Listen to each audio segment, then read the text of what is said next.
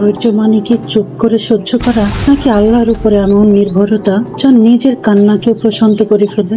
শেষটা না শুনলে পুরোটা বোঝা যাবে না। ধৈর্য শব্দটা আমরা এত হালকা করে ফেলেছি। বিরক্ত হলে বলি ধৈর্য ধরো, কষ্ট পেলে বলি সময় নাও। কিন্তু ইসলামের সবর মানে এই নয় যে তুমি শুধু মুখ বন্ধ করে সহ্য করছো।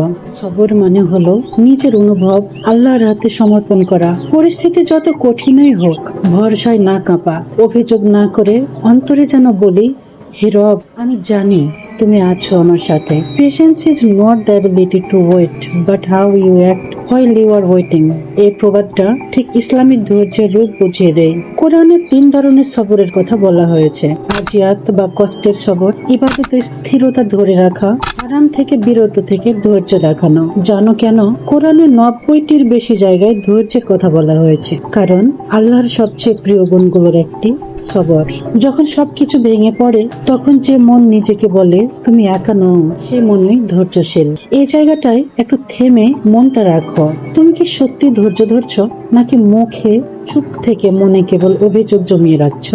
এই ভিডিওটি যদি তোমার মন ছুঁয়ে যায়, তবে রাত 9টার লেখাটিও তোমার মন ছুঁতে বাধ্য।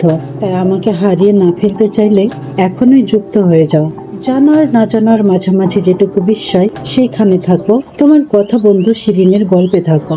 আর আজকের এই গল্পটি কারো জীবন বদলে দিতে পারে, এমনকি কখনো প্রয়োজন হতে পারে তোমারও। তাই সেভ করে রাখো এবং শেয়ার করে দাও প্রিয় আপনজন। প্রতিদিন একটা মাত্র গল্প, কিন্তু তার পেছনে থাকে আমার শত ঘন্টার পরিশ্রম। One story a day but never a Legion.